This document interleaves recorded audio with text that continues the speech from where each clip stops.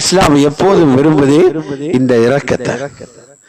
அல் முஸ்தத்ரஃப் என்ற நூல்ல இருக்குது. உமர் ரலியல்லாஹு தஆலா அன்ஹு ஒரு மனிதனை ஒரு பதவியில் அமர்த்தினாங்க, ஒரு ஜாப் ஒன்று கொடுத்தாங்க. அவர் ஒரு அதிகாரி வந்திருக்கிறார் ஜனாதிபதியை பார்க்க.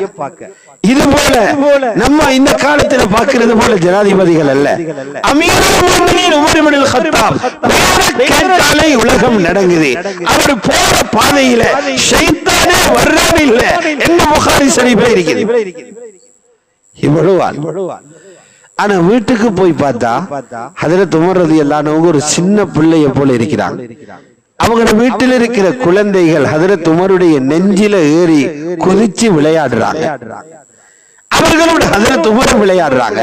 பெண்களோட எல்லாம் சிரிச்சு கலக்கிறாங்க.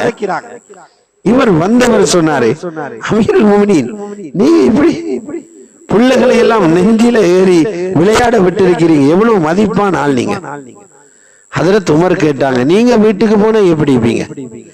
இவர் சொன்னாரு, நான் வீட்டுக்குள்ள போனா சக்கத்தன் நாத்திக், பேசினவும் வாய பொத்திடுவான், நின்றவும் குந்திடுவான், குந்தினவும் எழும்பிடுவான், வீடே அடங்கி போய்த்திடும். அடி ஒரு பயங்கரவாதி போனது போல இருக்கு. நான் வீட்டுக்குள்ள போனேன். இவர் நினைச்சார் ஹஜ்ரத் உமர் பாராட்டிடுவாங்க.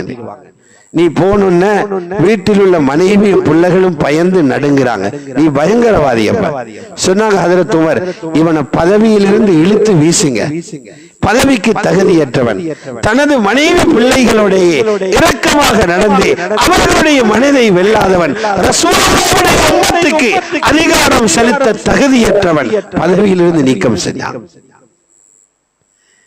இதுதான் ரசூல் ஸல்லல்லாஹு அலைஹி வஸல்லம் தன்னுடைய குடும்ப வாழ்க்கையில் சஹாபாக்களுடைய குடும்ப வாழ்க்கையை இப்படித்தான் காட்டி வச்சிருந்தாங்க. ஆகவே அவர்களுடைய அந்த நல்ல வாழ்க்கையை இன்னும் படிப்போம். உலமாக்களிடம் போய் உட்கார்ந்து அவர்களுடைய வாழ்க்கையில் இன்னும் நிறையவே நிகழ்வுகள் நடந்திருக்குது, அவைகளையும் விளங்கி தெரிந்து எங்களுடைய வாழ்க்கையை அதே சுன்னத்தின் பிரகாரம் கொண்டு செல்வோமானால் அல்லாஹ் சொன்னது போல நரகிலிருந்து தப்பிட்டீங்க, சொர்க்கத்துக்குரிய ஆள் நீங்க என்ற செய்தியை நிச்சயமாக ரூஹு பிரியும் போது நாங்க கேட்போம். வல்லவன் அல்லாஹ் ஜல்ல ஜலாலுஹு அவனுடைய உயர்ந்த மேலான பாக்கியங்கள் அனைத்தையும் நமக்கு தந்தருள்வானாக. இறுதி நேரத்தில் லா இலாஹ இல்லல்லாஹ் முஹம்மதுர் ரசூலுல்லாஹ் என்ற கலிமாவுடன் அதை சொல்லியவர்களாக உலகத்திலிருந்து பிரிவதற்கும் அந்த ரப்பு தௌஃபீக் செய்வானாக.